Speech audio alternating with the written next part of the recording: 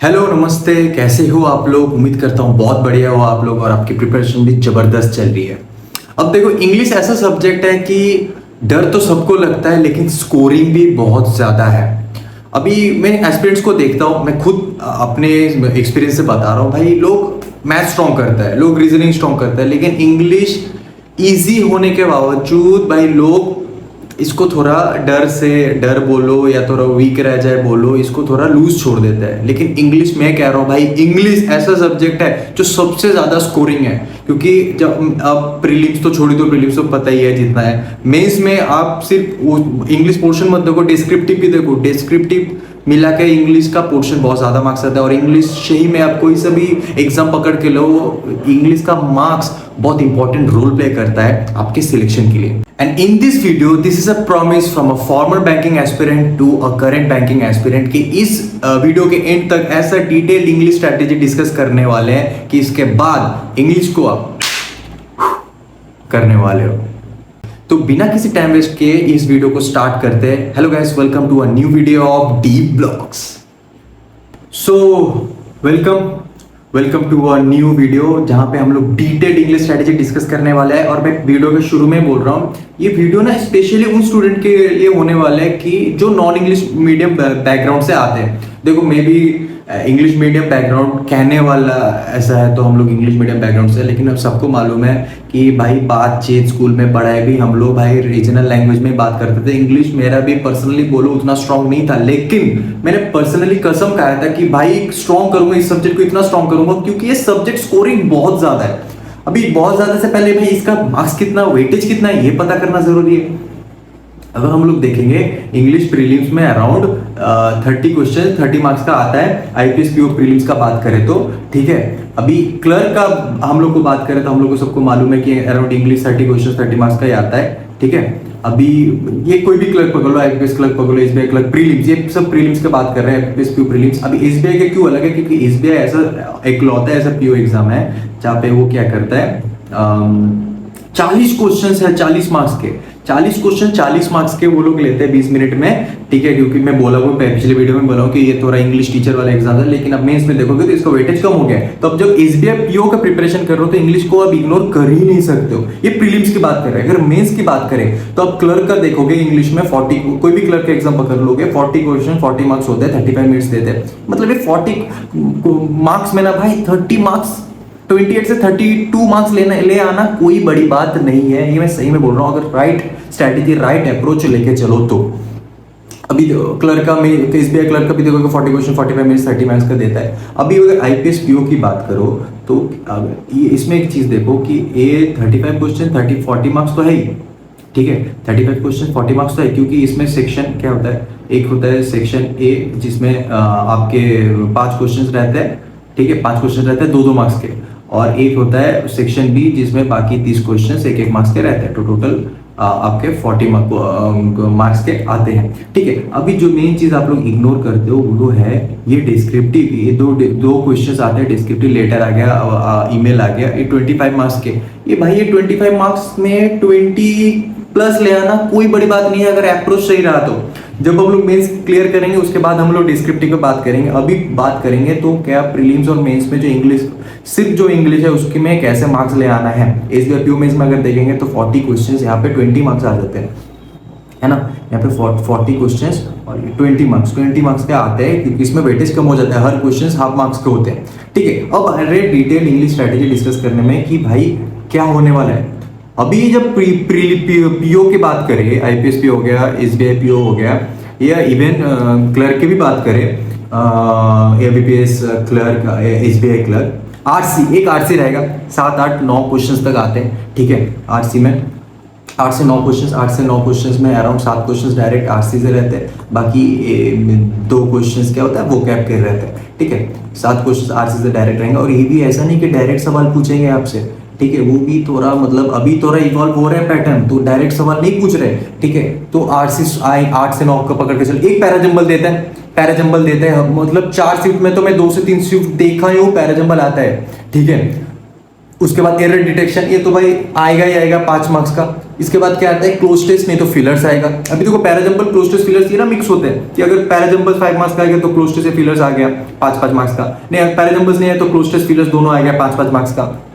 और जो बचा रिमेनिंग वर्ड स्वैप हो गया, वर्ड यूसेज हो गया, मिसस्पेल्ड वर्ड हो गया, मैच द कॉलम हो गया, स्टार्टर कनेक्टर हो गया कि 2 सेंटेंस दे देंगे। स्टार्टर कनेक्टर मतलब क्या, 2 सेंटेंस दे देंगे, स्टेटमेंट 1 स्टेटमेंट 2 और 4 ऑप्शंस देंगे कि एंड, फॉर, दिस, व्हाइल। मान लो 4 ऑप्शन है और बोलेंगे ये 2 सेंटेंस को आप कनेक्ट क्या, ये 4 ऑप्शन में से कौन से वर्ड यूज करके ये आप 2 सेंटेंस को कनेक्ट कर सकते हो। ठीक है, ऐसे क्वेश्चंस भी मिसलेनियस जो है 6 से 7 क्वेश्चंस आके आपका 30 मार्क्स का क्वेश्चंस लेके जाता है। और भाई इतना इजी में तो ये जब बना रहा था तभी मैं सोच रहा था कि भाई इंग्लिश जो आप लोग बोल रहे हो कि स्ट्रैटेजी वीडियो बनाओ, इंग्लिश में मेरा वीक लगता है, इंग्लिश में भैया डर लगता है। भाई इंग्लिश को डरो मत, इंग्लिश को जीतो, क्योंकि ये बहुत स्कोरिंग है। मैं माँ कसम बता रहा हूँ, देखो मैथ्स सबका 50% का मैथ्स टफ होता है, 50% रीजनिंग टफ लेके जाता है, इंग्लिश बीच में हर कोई लटकता है। और इंग्लिश भाई सबसे ज्यादा स्कोरिंग है, मैं फिर से बता रहा हूँ भाई, एकदम एक्सपीरियंस से बता रहा हूँ, from my farmer banking experience. मैं खुद एग्जाम क्लियर किया हूँ ना, मैं सही में बोलता हूँ, अगर मैंने एग्जाम क्लियर किया है तो 60%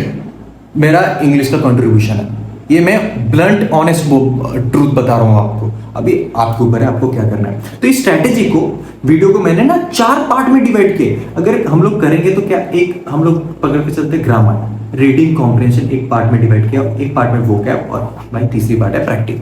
अभी आप ग्रामर सोचेंगे तो भाई क्या बोल रहे हैं, टेंस, प्रोनाउन, प्रोनाउन, रेगेट, नहीं, ध्यान से सुनो मैं क्या बोलने वाला हूँ। ग्रामर मतलब ये नहीं बोल रहा हूँ क्लास 7-8 के बुक लेके ग्रामर के लेक्चर्स पढ़ने लगो, नहीं। ग्रामर भी हम लोग वैसे ही करेंगे जैसे एग्जाम्स में आने वाले, एग्जाम के एप्लीकेशंस के हिसाब से हम लोग ग्रामर प्रैक्टिस करेंगे, ज्यादा नहीं भाई, हार्ड वर्क नहीं करने का, स्मार्ट वर्क करने का। अभी देखो ग्रामर में अगर देखेंगे तो हम लोग क्या क्या है, टेंसेस है, हम लोग का कंडीशनल सेंटेंसेस आता है। अब ये क्यों बोल रहे हैं, ये टॉपिक क्या क्या मैं बताता हूँ। प्रीपोजिशंस आते हैं, नाउन्स आते हैं, प्रोनाउंस आते हैं, वर्ब, मॉडल वर्ब्स आ गए, एडवर्ब्स, एडजेक्टिव्स आ गए, एडवर्ब्स आ गए, अपने कंजंक्शंस आ गए, आर्टिकल्स आ गए, एक्टिव पैसिव वॉइस आ गए। अब इसका मतलब क्या, डायरेक्ट टेंस से कोई सवाल पूछेगा, डायरेक्ट कोई प्रीपोजिशन से सवाल आएगा या डायरेक्ट आर्टिकल से सवाल पूछा जाएगा? नो, ये क्या है, इन ग्रामर का ये जो मेन इतना सारे चैप्टर्स है ना, इसका डायरेक्ट एप्लीकेशन पता है किस में आता है? ये डायरेक्ट एप्लीकेशन आता है ब्रो आपके ये 5 क्वेश्चन में जो आते हैं एरर डिटेक्शन में। सिर्फ एरर डिटेक्शन में जो 5 क्वेश्चन आएगा, इसमें ये पूरा ग्रामर का एप्लीकेशन है। तो क्या पूरा ये इंडिविजुअल पढ़ना है? नहीं। अगर कोई एक नॉन इंग्लिश बैकग्राउंड है कि जो इसको इन सारे चैप्टर्स को कुछ पता ही नहीं है, तो मैं बोलूंगा ज्यादा नहीं, हर दिन 10-10 मिनट करके एक चैप्टर्स के बारे में थोड़ा नॉलेज रखना कि टेंस होता क्या है। अच्छा, present tense, past tense, perfect tense, present past, present perfect क्या होता है, पास्ट परफेक्ट क्या होता है। ठीक है, थोड़ा थोड़ा करके नॉलेज रखने का कि आइडिया तो हो कि टेंस क्या है। 10 मिनट थोड़ा उठ के कंडीशनल स्टेटमेंट क्या होता है, इफ, एंड, इफ, इधर, नीदर, प्रीपोजिशंस क्या होता है, नाउन क्या होता है, थोड़े आइडिया रखने का। जो नॉन इंग्लिश बैकग्राउंड से है, क्या आइडिया रखने का कि ये सब चीज है क्या, एक्चुअली है क्या। एकदम मतलब ऐसा नहीं कि अंधा हो आप लोग, कुछ भी नहीं पता, आइडिया थोड़ा थोड़ा रखो। 10-10 मिनट करके डेली एक चैप्टर पढ़, 10 मिनट का आइडिया लो। कोई भी यूट्यूब में लेक्चर पकड़ के आप ये कर सकते हो, 10-10 मिनट का आइडिया ले लो कि क्या है। शॉर्ट में, स्पीड में पकड़ के चलो, क्योंकि इसका डायरेक्ट कोई क्वेश्चन आने नहीं वाले टेंस में। टेंस का एप्लीकेशन होगा एरर डिटेक्शन में। ये जो सारे ग्रामर के चैप्टर बोला हूँ, ये सारे जो चैप्टर्स है सारे एप्लीकेशन आएगा। ये 5 क्वेश्चन जो एरर डिटेक्शन के फॉर्म में आपसे पूछा जाएगा। मैंने भाई कोई बैठ के ग्रामर नहीं पढ़ा, मैंने एरर डिटेक्शन सॉल्व करने शुरू किया। थोड़ा चैप्टर्स का नॉलेज रखा कि टेंस क्या होता है, नाउन क्या होता है, प्रोनाउन क्या होता है, वर्ब क्या होता है, एडवर्ब क्या होता है, और इनका एप्लीकेशन एरर डिटेक्शन में कैसे कैसे सवाल आता है। एरर डिटेक्शन आप जितना सॉल्व करोगे उतना बढ़िया। तो इसमें एक क्या कर सकते हो, एक होता है कि आप YouTube में जाके ना 100 या 120 ग्रामर रूल्स ऐसे करके आपको लेक्चर्स मिल जाएगा। निमिषा मैम का भी एक लेक्चर है, डायरेक्ट मैं सोर्स भी डिस्कस करने वाला हूँ। निमिषा मैम, अभी आपके ऊपर है, सर्च करो निमिषा मैम का भी देख सकते हो। ये 100-120 रूल्स ग्रामर रूल्स का देख लो। बैंक रिलेटेड क्या क्या रूल्स है इसका मैं बताता हूँ। अगर 60 से 70 रूल भी देख लिया तो काफी है, काफी एनफ। ठीक है, मतलब 60% भी आपका इसका वीडियो देख तो एनफ है। अगर कंप्लीट कर तो मैं तो बोलूंगा बहुत बढ़िया है। 100 से 120 ग्रामर रूल्स सोचो, आपको आइडिया हो गया। और क्या, थोड़ा रिवाइज करते रहने का, रिवाइज करते रहोगे तो ये थोड़ा दिमाग में बैठते रहेगा। जितना रिवाइज करोगे दिमाग पे उसका रूल्स थोड़ा बैठते रहेगा। जैसे ये हो गया ना, उसके बाद क्या कर सकते हो, एरर डिटेक्शन का आप कोई मैराथन ले सकते हो, कोई मैराथन लेक्चर आप पढ़ाई कर सकते हो। निमिषा मैम का अगेन मैं बोलूंगा एक 8 या 10 घंटे का एक लेक्चर है, वो आप स्टडी कर सकते हो। ठीक है, उसमें क्या होगा, आप एक तो ये ग्रामर रूल हो गया, उसके बाद एरर, इसका डायरेक्ट एप्लीकेशन एरर डिटेक्शन के लेक्चर में आप कर सकते हो। 8 से 10 घंटा आप मान के चलो 500-600 क्वेश्चन आप कर रहे हो अच्छे लेवल के, आपको कोई नहीं रोक सकता एरर डिटेक्शन 5 में से 4 या 5 मार्क्स लाने से। ये 4 या 5 मार्क्स आपके सॉर्टेड है ब्रो। मैं बोल रहा हूँ ग्रामर का डायरेक्ट इस चैप्टर में का कोई एप्लीकेशन नहीं वाला है, इनका एप्लीकेशन एरर डिटेक्शन में आने वाला है। क्या करो, 100-120 ग्रामर का रूल का कोई लेक्चर पकड़ लो, उसके बाद एरर डिटेक्शन का कोई मैराथन करते रहो और सिर्फ एरर डिटेक्शन सॉल्व करते रहो, एरर डिटेक्शन सॉल्व करते रहो, ग्रामर स्ट्रांग हो जाएगा और उसी से आपका बैंक में पीओ बोलो, मेंस बोलो, एरर डिटेक्शन भाई 4 से 5 मार्क्स आपके सॉलिड हो चुके हैं। इसके साथ ग्रामर हम लोग का खत्म भी हो गया। सोचो, ठीक है, डेली क्या 10-10 मिनट पकड़ने का। अभी नेक्स्ट टॉपिक में आएंगे तो रीडिंग कॉम्प्रिहेंशन वोकैब। अभी देखो वोकैब ऐसा नहीं है कि आप IELTS का एग्जाम देने जा रहे हो या कोई कैट का एग्जाम देने जा रहे हो, बैठ के डिक्शनरी पढ़ रहे हो, नहीं, ये बैंक का एग्जाम है। स्मार्ट वर्क करने का, क्या करने का, हिंदू एडिटोरियल आता है। हिंदू एडिटोरियल में क्यों बोलता हूँ, हिंदू एडिटोरियल एक्चुअली क्या होता है, इसका जो एडिटोरियल फॉर्मेट होता है ना, ये बहुत, इसका जो कंटेंट है, एक्चुअली कंटेंट क्या होता है इसका ना, बहुत बैंक एग्जाम के रिलेटेड होता है। जो इसका जो बैंक एग्जाम्स में जो आरसीज आता है ना, ये बहुत कंटेंट सिमिलर टू होता है हिंदू एडिटोरियल। तो हिंदू एडिटोरियल डेली पढ़ने का अभी क्या, इसमें भी यूट्यूब में बहुत सारे लेक्चर्स हैं, डेली हिंदू एडिटोरियल का कोई ना कोई लाइव क्लासेस चलता रहता है। सुबह उठ के देखो, लाइव नहीं होता है तो बाद में लगे रिकॉर्डेड लेक्चर्स देखो, ये देखना जरूरी है। अभी मान लो कोई एकदम बिगिनर है जो हिंदू एडिटोरियल समझ नहीं सकता है, ठीक है, मैं बोलूंगा लेक्चर तो जरूर देखो, साथ में क्या करो, अगर आप लड़का हो, आप स्पोर्ट्स न्यूज देखते हो, आप नॉर्मल पॉलिटिक्स में इंटरेस्ट है, पॉलिटिकल न्यूज देखते हो, भाई गूगल जब आप फीड ओपन करते हो, गूगल में थोड़े थोड़े ब्लॉग्स आते हैं कि नहीं, हाँ, न्यूज ब्लॉग्स आते हैं कि नहीं, वो पढ़ो ना, वो पढ़ो जो आसान शब्दों में लिखा है वो पढ़ो। क्या होता है रीडिंग कॉम्प्रिहेंशन। कॉम्प्रिहेंशन मतलब क्या, जो आप पढ़ रहे हो वो पूरा, अब उसका वो कहना क्या चाहते हैं वो तो समझो। क्या क्या बहुत क्या होता है, भाई मैं रीड कर रहा हूँ, भाई पूरा ये चीज सिर्फ रीडिंग नहीं है, ना ही सिर्फ कॉम्प्रिहेंशन है, ये मिलावट है दोनों का। मतलब रीड भी करते रहने का सेंटेंस स्पीड में और उसको समझते भी रहने का, मतलब कॉम्प्रिहेंड करते रहने का कि वो बोलना क्या चाहता है। क्योंकि जब एक आप आरसी पढ़ के क्वेश्चन में जाओगे, वापस आरसी में जाके वो अगर ढूंढते रहोगे उसका मतलब क्या है, वो टाइम वेस्ट है। आरसी एक बार पूरा पढ़ने के बाद आपको समझ में, मोटा मोटी समझ में जाना चाहिए जिस्ट क्या है। इसके साथ मैं एक और प्रैक्टिस बोलूंगा, जब आप क्या करो, हिंदू लिटरेचर आप पढ़ रहे हो, मैं बोलूंगा छोटा एक 3 से 4 मिनट में बैठ के उसका समरी, आप जो भी समरी आपको समझ में आया है वो थोड़ा लिख लो अपने वर्ड्स में। क्या हो रहा है इसमें, कॉम्प्रिहेंशन कैपेबिलिटी बढ़ रहा है, आप राइट भी कर रहे हो, इससे आपका जो बाद में जो आपका इंग्लिश राइटिंग पोर्शन होगा ना, डिस्क्रिप्टिव, वो भी इसके साथ तैयारी हो गया रहेगा। अभी मैं बोलूंगा अभी एक चीज इसमें है कि ये नहीं कि पेपर बैठ के पढ़ने लगो, ठीक है, मैं ये नहीं बोलूंगा क्योंकि आपका एग्जाम डिजिटल फॉर्मेट में होने वाला है, स्क्रीन में पेपर आने वाला है, तो मैं बोलूंगा स्क्रीन में, मोबाइल में, लैपटॉप में प्रैक्टिस करो, रीडिंग हैबिट बनाओ पढ़ने का, ये बहुत इंपॉर्टेंट चीज है। तो क्या करो, हिंदी लिटरेचर पढ़ो, क्योंकि इसका जो कंटेंट है वो एग्जाम रिलेटेड बहुत ज्यादा है। अभी मेंस में देखोगे भाई, मेंस में 3 से 4 आरसीज आएगा। कैसे आरसी को हटाकर आप इंग्लिश कैसे सॉल्व करोगे अगर आरसीज अच्छे से नहीं कर पाओगे? मेरा आरसी बहुत पर्सनली बता रहा हूँ बहुत खराब था। मैंने हिंदी लिटरेचर पढ़ना शुरू किया, हिंदी लिटरेचर पढ़ा, स्पेशली वो आर्टिकल्स पढ़ता था जिसमें मैं बहुत ज्यादा कंफर्टेबल था। उसको स्पोर्ट आर्टिकल हो गया, आईपीएल आ रहा है तो आईपीएल रिलेटेड कोई आर्टिकल पढ़ लिया, और फिर दिमाग में वो ना, वो जिस्ट है ना, वो अपने आप में अपने अंदर बोलता था या तो लिख लेता था, ठीक है। इससे क्या हुआ, मेरे कॉम्प्रिहेंशन कैपेबिलिटी धीरे धीरे बढ़ते रहा। अभी जब पढ़ोगे इसमें कुछ कुछ आएगा नया वर्ड्स। अभी इसमें देखो वोकैब का एप्लीकेशन में कैसे ला रहा हूँ। अभी जब आप पढ़ोगे इसमें आएगा नया नया वर्ड्स। वो जो नया वर्ड्स आप जिसमें फैमिलियर नहीं, वो एक नोटबुक में क्या करते रहने का, उसमें लिख के रहने का, राइट इट डाउन, नोट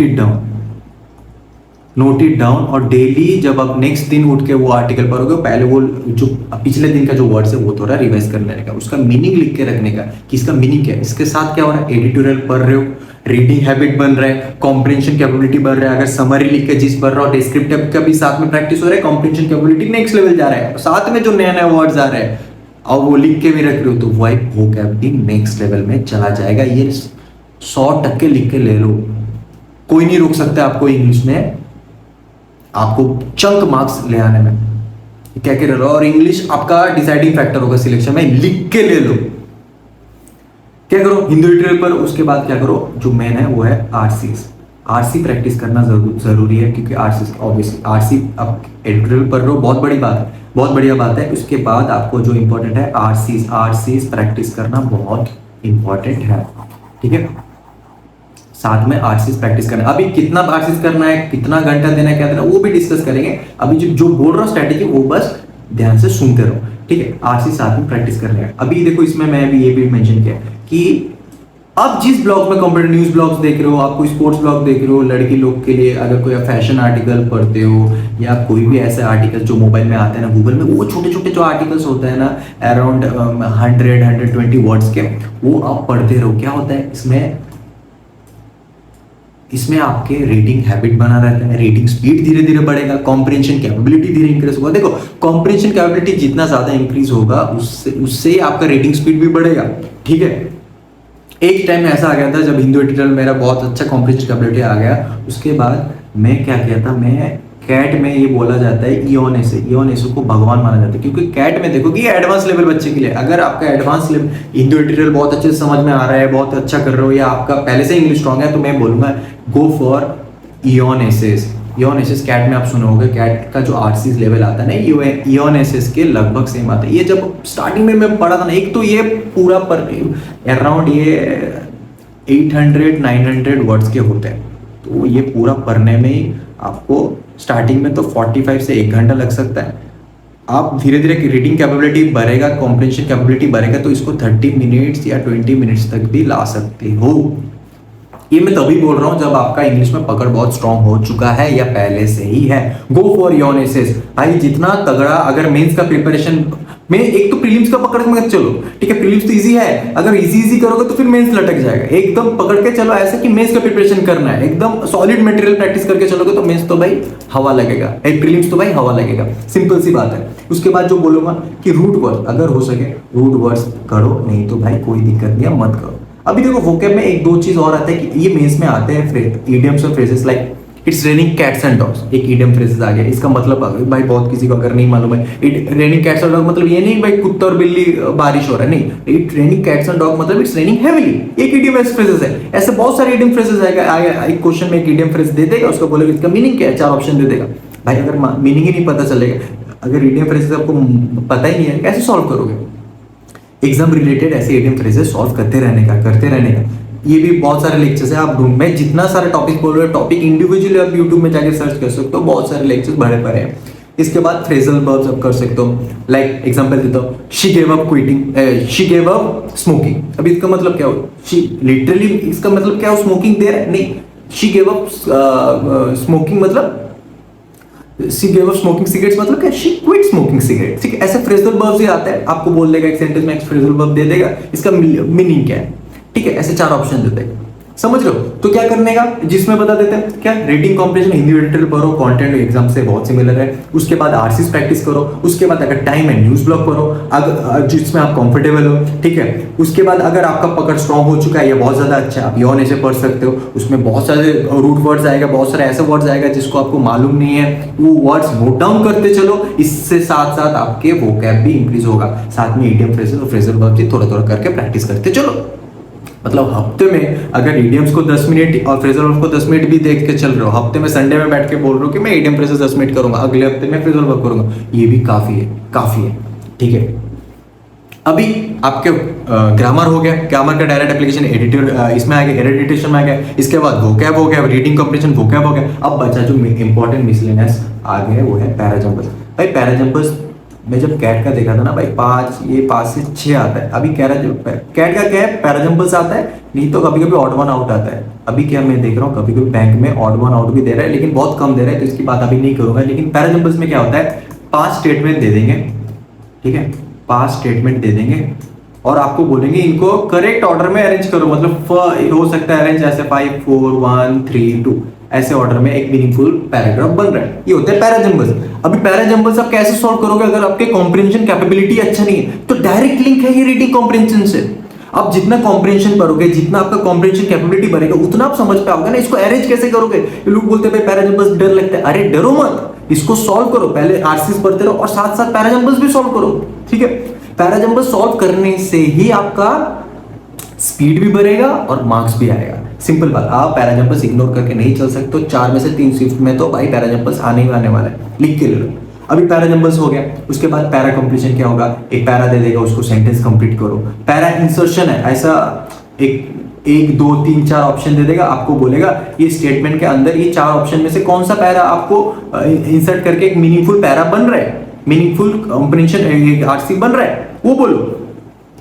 उसके बाद क्लोज टेस्ट, सबको पता है क्लोज टेस्ट एक पैरा रहता है, बीच बीच में गैप फिलर्स रहता है, आपको वर्ड्स फिल करके देखना है कि कौन सा वर्ड्स उस ऑप्शन में उस सूटेबल है, कौन सा वर्ड उस स्टेटमेंट में फिट होकर एक मीनिंगफुल सेंटेंस क्रिएट कर रहा है। उसके बाद आ जाता है भाई सबसे इजी जो मुझे लगता है इंग्लिश में सबसे वर्ड्स है, ठीक है। एक सेंटेंस रहेगा, ये वर्ड इधर 4-5 वर्ड रहेगा, बोलेगा ये वर्ड कौन से ब्लैंक में फिल होके, सारे वर्ड्स कौन से ब्लैंक में प्रॉपरली फिल होके करेक्ट ऑर्डर में फिल होके एक मीनिंगफुल सेंटेंस प्रिपेयर हो रहा है। फिर आता है वर्ड यूसेज, मान लो दे दिया कोई अच्छा सा वर्ड दे दिया अम्ब्रेला, ठीक है, अम्ब्रेला। अभी अम्ब्रेला, उसके बाद ये क्या करेगा, 3 ऐसे सेंटेंस दे देगा, बोलेगा ये कौन से सेंटेंस में अम्ब्रेला का वर्ड करेक्टली यूज किया गया है। से अभी देखो ये आ गया वोकैब का एप्लीकेशन। वोकैब कैसे करोगे, आरसी करने के टाइम सब देख लो, आरसी से लिंक्ड है। मैं मिसलेनियस जितना टॉपिक है ना, आरसी जितना सॉल्व करोगे, मैं एक चीज बोल रहा हूँ भाई, रामबन पकड़ के चलो, जो मैं पकड़ के चलाओ। मैंने आरसी बहुत सॉल्व किया है, बहुत सारे, क्योंकि मैं एक चीज समझ के रखा था कि अगर मेरा कॉम्प्रिहेंशन कैपेबिलिटी बढ़ गया तो भाई मैं इंग्लिश का कोई भी सवाल मैं फोड़ दूंगा। क्यों, कॉम्प्रिहेंशन कैपेबिलिटी क्यों? अगर भाई सवाल ही समझ में नहीं आया तो सॉल्व कैसे करोगे, हाँ कि ना? अगर आपको लग रहा है मैं सही बात बोल रहा हूँ, कमेंट में भाई बोल देना भाई भैया आप सही बात बोल रहे हो। अच्छा, उसके बाद फिलर्स भाई दे देगा, वर्ड्स फिल करना है। मैच द कॉलम, अभी तो मैच द कॉलम में भी मेंस में जाओगे, एडवांस लेवल क्या है, मैच द कॉलम में फिलर्स मैच कर दिया, मैच भी करो। उसके बाद कोई वर्ड फिल करके भी बोलो कि क्या सेंटेंस, कौन सा वर्ड करेक्टली यूज हो रहा है उसमें। आपका फ्रेज रिप्लेसमेंट आ गया, ठीक है, 4 ऑप्शन दे देगा, एक सेंटेंस दे देगा, फिर 4 ऑप्शन दे देगा कि बोलो इन 3-4 ऑप्शन में से कौन सा फ्रेज करेक्टली आप रिप्लेस कर सकते हो। एक सेंटेंस दे देगा, वो बोलेगा कि ये जो फ्रेज है ये 4 ऑप्शन में बोलो कि ये यूज करके ये फ्रेज को इंप्रूव कर हो रहा है या नन ऑफ दी अबव, मतलब इसका जरूरत नहीं है, सेंटेंस ऑलरेडी करेक्ट है। ये हो गया आपका फ्रेज रिप्लेसमेंट। अगेन बोल रहा हूं, आप कैसे समझोगे कि वो फ्रेज यूज करके वो जो हम लोग का सेंटेंस है वो एनहांस हुआ है या करेक्ट है, कैसे? अगर कॉम्प्रिहेंशन कैपेबिलिटी आपका ज्यादा नहीं है, अच्छा नहीं है, समझ लो, बार बार बोलो, रामबन है, ये पकड़ के चलो कि रीडिंग कॉम्प्रिहेंशन आपको अच्छे से करना है, कॉम्प्रिहेंशन कैपेबिलिटी अच्छे से करना है। अभी देखो डेली रूटीन क्या होना चाहिए जब पढ़ने बैठ रहे हो इंग्लिश को, एक तो 10 से 15 मिनट डेली एडिटोरियल पढ़ो। एक हिंदी एडिटोरियल है, एक तो आपको इसमें मिलेगा, लेक्चर्स मिलेगा यूट्यूब में, वो कर सकते हो लाइव या रिकॉर्डेड। 10 से 15 मिनट हिंदी एडिटोरियल पढ़ो, डिजिटली पढ़ने की कोशिश करो, क्योंकि आपके एग्जाम्स सीबीईटी होने वाला है, कंप्यूटर बेस्ड टेस्ट होने वाला है, स्क्रीन में आने वाला है, स्क्रीन में पढ़ने का हैबिट ग्रो करो। उसके बाद डेली 20 से 25 मिनट क्या करो, आरसी सॉल्व करो 2 से 3। अगर 20 मिनट में अगर एक आरसी आपको 10 मिनट लग रहा है, होने दो। मैं तो बोलता हूँ पहला आरसी अगर पहले आप बैठ रहे हो और एक आरसी 20 मिनट में हो रहा है, पहले स्पीड के पीछे मत भागो। स्पीड के पीछे भागोगे डर लग जाएगा, सॉल्व कर नहीं पाओगे, एक क्वेश्चन पढ़ोगे फिर वापस आरसी में आओगे सॉल्व करने के लिए, देखने के लिए क्या मीनिंग है, मत करो, ठीक है। अब इसमें एक रामबन बोलता हूँ, क्या करो, आरसी सॉल्व करने से पहले ना 4-5 जो 7-6 क्वेश्चन है वो एक बार देख लो, पहले क्वेश्चंस रीड कर लो। क्यों बोल रहा हूं, अगर क्वेश्चंस में आप एक बार रीड कर ले कि क्या क्या क्वेश्चंस है, तो अब जब आरसीएस पढ़ोगे ना, ये जैसे सेंटेंस आएगा भाई ये रिलेटेड तो एक सवाल है, अब तुरंत वो पढ़ के ना इमीडिएटली आप क्वेश्चंस में जाके एक बार देख सकते हो। नहीं तो वो क्या, आप एक उसमें लिख सकते हो कि भाई पैरा 1 सेंटेंस 9 रिलेटेड टू है दिस क्वेश्चन नंबर 8। जब आप क्वेश्चन नंबर 8 आप पढ़ने सॉल्व करने जाओगे, आप डायरेक्ट उस पैरा में जाके वही सेंटेंस में आप जाके देखोगे, लुक करोगे कि क्या है। आप पूरा पैरा पढ़ के टाइम वेस्ट नहीं कर रहे हो, समझ लो। नहीं तो क्या कर सकते हो, पढ़ लिया, वो पढ़ के आप डायरेक्ट क्वेश्चंस में जाके देखो, अगर आपसे सॉल्व हो गया इमीडिएटली सॉल्व हो गया, अगर नहीं हुआ तो ठीक है, थोड़ा टाइम के लिए रुको, बाद में आके पैरा कंप्लीट करो, पूरा आरसी कंप्लीट करो, फिर अटेम्प्ट करो सवाल को सॉल्व करने। ये मैं बोल रहा हूँ, ये रामबन है भाई, ज्यादा ये कोई नहीं बोलेगा। पहले करो 5-6 क्वेश्चंस देख लो आरसी में क्या क्या है, फिर आके आरसी सॉल्व करो। पहले क्वेश्चंस पढ़ो फिर आरसी सॉल्व करो, ठीक है। फिर क्या करो, एरर डिटेक्शन डेली डेली, क्योंकि ये ग्रामर का डायरेक्ट एप्लीकेशन है एरर डिटेक्शन में, तो डेली 20 से 25 मिनट आप एक क्वेश्चन पे, अगर एक क्वेश्चन भी 1 मिनट पकड़ के चल रहा हो तो 20 to 25 क्वेश्चंस भी आप करो, उससे ज्यादा होता है बहुत बढ़िया। 20 से 25 मिनट डेली एरर डिटेक्शन को देना ही देना है, इसको आप स्किप नहीं कर सकते हो। उसके बाद आ गया 15 से 20 मिनट जो है वो है अपने मिसलेनियस टॉपिक, जो मैंने बोला व्हाट्स है, व्हाट यूसेज, मिसस्पेल्ड वर्ड आ गया, आपका मैच द कॉलम में आ गया, ठीक है, और आपके क्लोज टेस्ट हो गए, पैराजंबल हो गए, ये तो सॉल्व करना ही है। ये भी 15 से 20 मिनट डेली सॉल्व करना, एक एक टॉपिक डेली सॉल्व करना, एक एक टॉपिक है। आज भाई 15 से 20 मिनट मैंने पैराजंबल सॉल्व किया, अगले दिन पैरा कंप्लीशन, अगले दिन पैरा इंसर्शन, अगले दिन क्लोज टेस्ट, अगले दिन वर्ड स्वैप, अगले दिन वर्ड यूसेज, अगले दिन फिलर्स, अगले दिन मैच द कॉलम, अगले दिन फ्रेज रिप्लेसमेंट। ऐसे करके आप 9 दिन में आप 9 टॉपिक पढ़ ले, अगले 9 दिन में 18, मतलब अगर पकड़ के चले 1 महीने में आप हर टॉपिक को 3-3 बार करके रिवाइज कर रहे हो, सोचो, ठीक है। तो आप ये मोटा मोटी सब पकड़ के चलो तो इंग्लिश का आप एक घंटा 10 मिनट से लेकर 1.5 घंटा आप तो पढ़ ही रहो इंग्लिश। मैं बोल रहा हूँ ये 1.5 घंटा वर्थ इट होने वाला है जब आप इतने चंक ऑफ मार्क्स लाओगे सिर्फ इंग्लिश है। देखो भाई सिलेक्शन में ये मैटर नहीं करेगा कि मैथ से कितना क्वेश्चन, मैथ से कितना मार्क्स लाया, रीजनिंग से कितना मार्क्स लाया, और मैथ रीजनिंग ये हार्ड रहता है, ये कभी किसी में मैथ हार्ड रहेगा, किसी शिफ्ट में रीजनिंग हार्ड रहेगा। बहुत ऐसे कम शिफ्ट होता है जो बच्चे बाहर निकल के बोलते हैं भाई इंग्लिश बहुत हार्ड था। इंग्लिश मैक्सिमम शिफ्ट में मॉडरेट ही रहता है, इजी टू मॉडरेट रहता है, बहुत स्कोरिंग रहता है। ये एग्री करेंगे जो बच्चे सिलेक्शन ले चुका है या 1-2 एग्जाम दे चुके हैं, वो एग्री करेंगे मेरे बात से। इंग्लिश को छोड़ना नहीं है, इसको तोड़ना है, ठीक है। इसी के साथ प्रैक्टिस प्रैक्टिस प्रैक्टिस करो, टॉपिक वाइज मॉक्स दो, पैराजंबल सॉल्व करो, पैराजंबल टॉपिक वाइज दो, match the column topic test दो, सेक्शनल मॉक दो, इंग्लिश का एक सेक्शनल मॉक दो, और फिर फुल लेंथ मॉक तो है ही। इसी के साथ thank you for watching this video till this point. अगर इस वीडियो को अच्छा लगा तो एक लाइक, शेयर और सब्सक्राइब जरूर करना। मिलते हैं ऐसे ही बढ़िया स्ट्रैटेजी वीडियो लेके, या ऐसा कोई आपको वीडियो या कोई स्ट्रैटेजी आपको चाहिए जिस वीडियो में मैं आपको, जिस टॉपिक में मैं आपको हेल्प कर सकता हूँ, कमेंट में जरूर बताएं। मिलते हैं अगले वीडियो में, तब तक के लिए बाय।